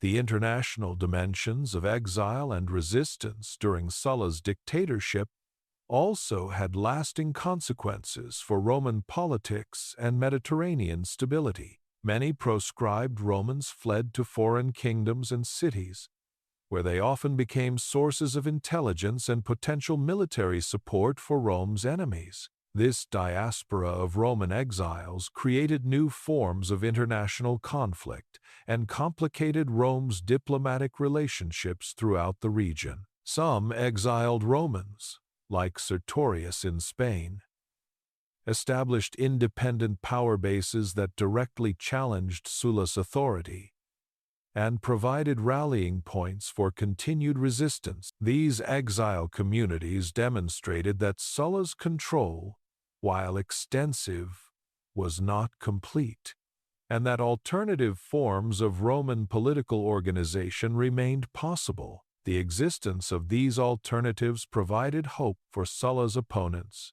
and created ongoing security challenges for his regime. The cultural and intellectual resistance that emerged during Sulla's dictatorship also deserves attention because it reveals how authoritarian rule can paradoxically stimulate creativity and innovation. Roman writers, philosophers, and artists found ways to critique the regime through allegory, historical analogy, and coded language that allowed them to express dissent without directly challenging Sulla's authority. This cultural resistance served multiple purposes beyond mere artistic expression.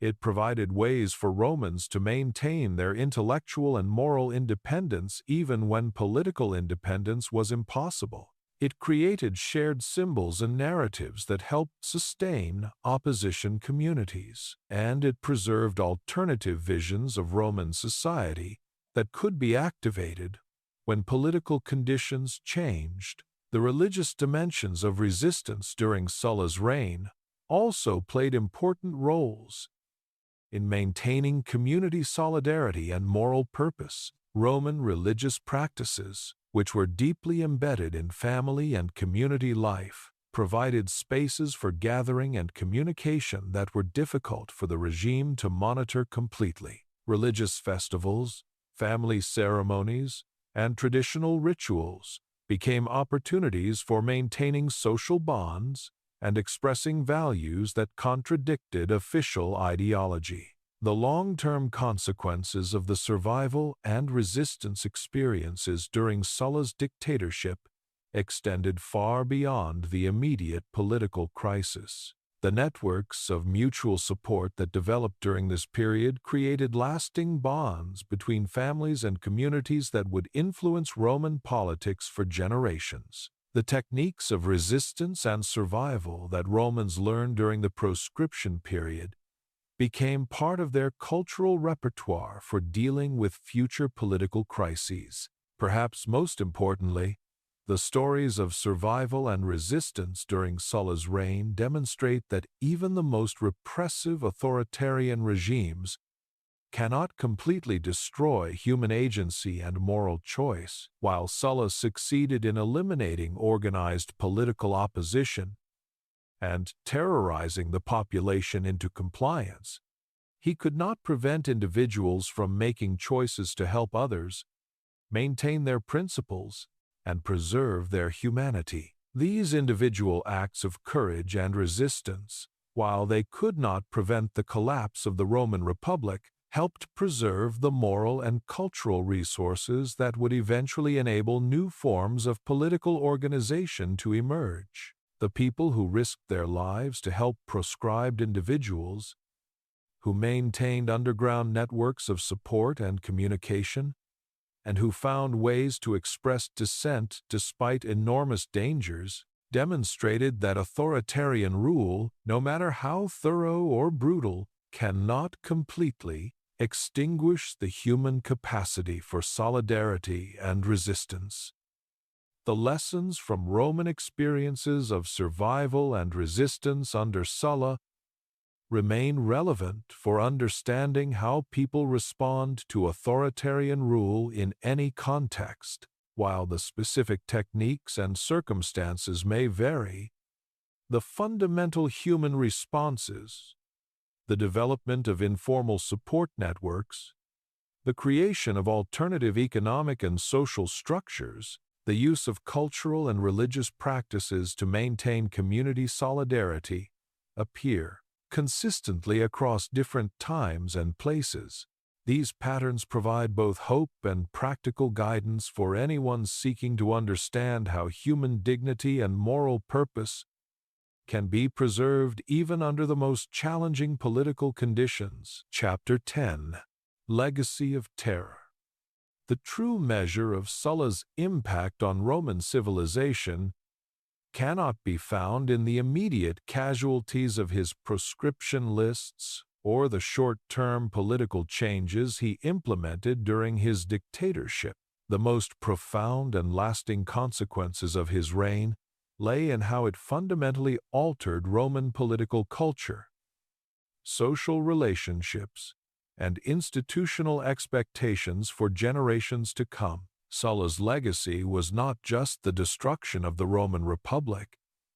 It was the creation of a new political reality, where violence, terror, and authoritarian rule became normalized as acceptable tools of governance. When Sulla voluntarily retired from his dictatorship in 79 BCE and returned to private life, many Romans hoped that his departure would mark a return to traditional republican government. The institutions he had reformed remained in place.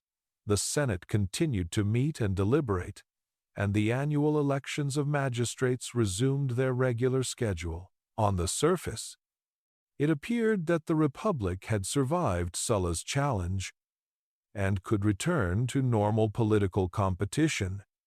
But the deeper damage Sulla had inflicted on Roman political culture proved irreversible. The precedents he had established, that military commanders could use their armies against the state, that political opponents could be eliminated through legal processes, that constitutional norms could be violated without consequences, became part of the toolkit that future ambitious politicians would employ.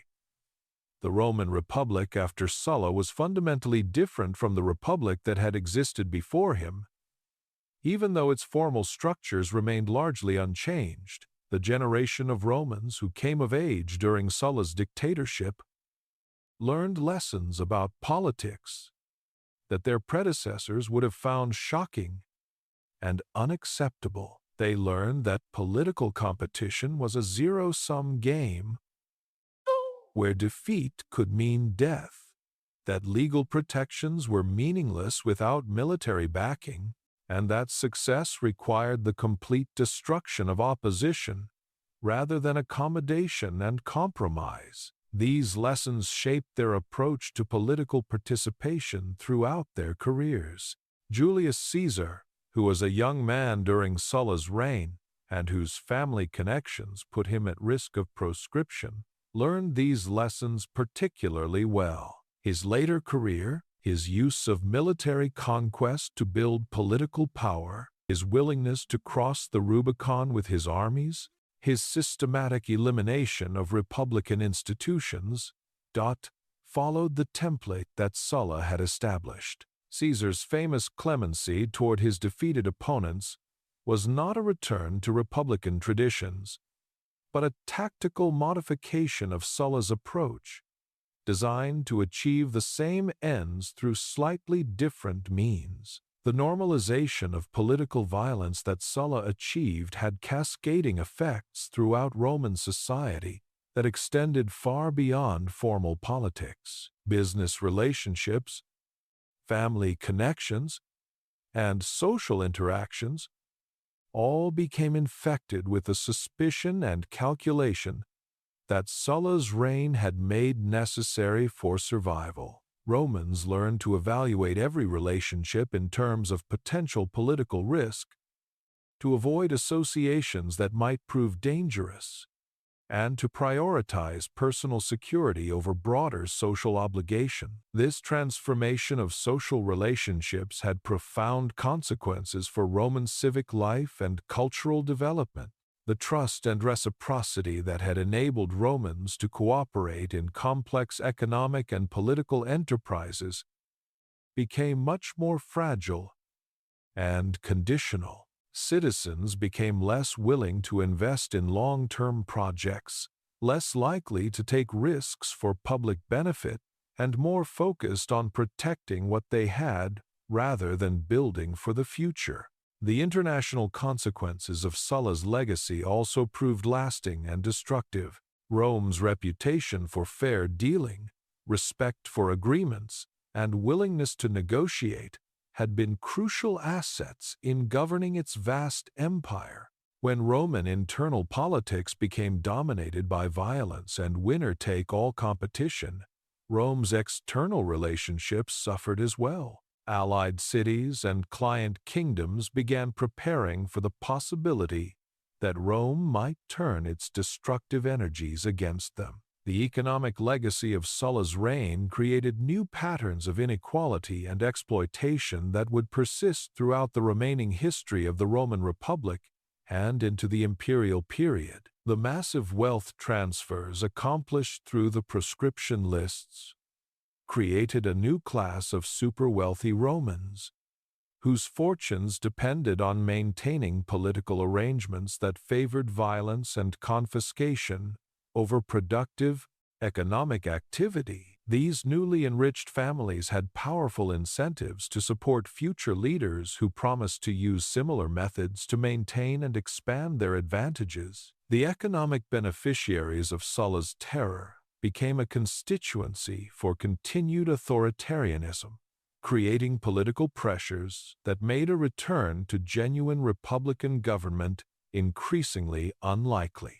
The legal and constitutional precedents that Sulla established also had lasting effects on Roman governance. His demonstration that existing laws and institutions could be manipulated or ignored when convenient created a legal culture where precedent and constitutional principle became subordinate to political expediency. Future Roman leaders learned that they could justify almost any action by pointing to Sulla's example and claiming similar necessities. This erosion of legal and constitutional constraints accelerated throughout the late Republican period, as successive leaders pushed the boundaries of acceptable behavior ever further. Each violation of traditional norms made the next violation easier to justify and implement. The result was a gradual but inexorable transformation of Roman government from a constitutional republic to a personal autocracy. The parallels between Sulla's legacy and the long-term consequences of authoritarian episodes in modern democracies are both striking and concerning. Contemporary research on democratic breakdown suggests that the damage inflicted by authoritarian leaders often persists long after those leaders have left power. Institutions that are captured and corrupted may never fully recover their legitimacy and effectiveness. Social trust that is destroyed during political crises can take generations to rebuild. The American experience with McCarthyism, for example, created lasting changes in how Americans think about political loyalty, free speech, and the proper role of government in regulating dissent. While Senator Joseph McCarthy's career ended in disgrace, the techniques he pioneered for using fear and suspicion to destroy political opponents became part of the American political repertoire.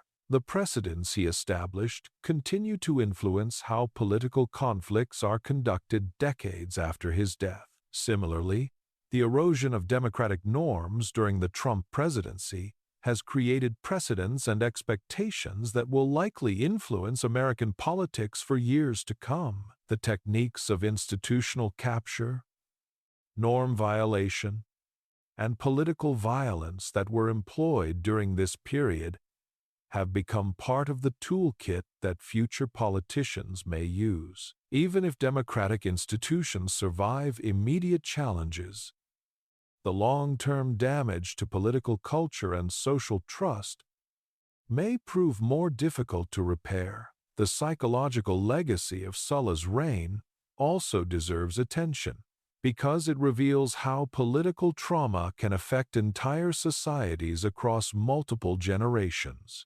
Romans who lived through the proscription period carried the memory of that experience throughout their lives, and they transmitted their fears, suspicions, and survival strategies to their children and grandchildren. The result was a gradual but profound change in Roman political psychology that made future democratic governance much more difficult. This intergenerational transmission of political trauma helps explain why democratic breakdowns often prove irreversible. Even when formal institutions are restored, the social capital that makes democratic governance possible, trust, reciprocity, willingness to accept unfavorable outcomes, belief in the possibility of peaceful change, can be destroyed much more quickly than it can be rebuilt.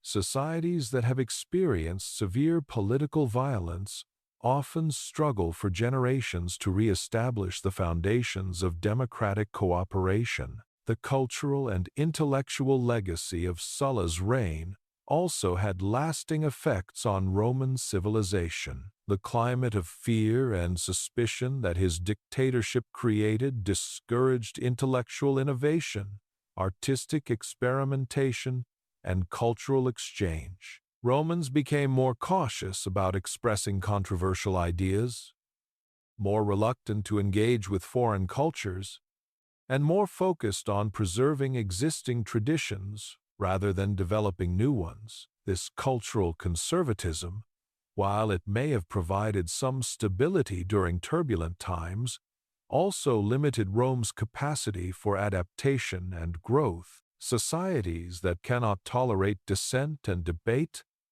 often struggle to respond effectively to new challenges and opportunities. The intellectual vitality that had been one of Rome's greatest strengths during its Republican period gradually declined as political conformity became more important than creative thinking. Perhaps most tragically, Sulla's legacy demonstrated that the destruction of democratic institutions could be not just effective but profitable for those willing to employ sufficient violence and ruthlessness. His success in achieving his political objectives while dying peacefully in his bed sent a clear message to future ambitious politicians that authoritarian methods could provide both power and security for those bold enough to use them. This demonstration effect had cascading consequences throughout the Roman world and beyond.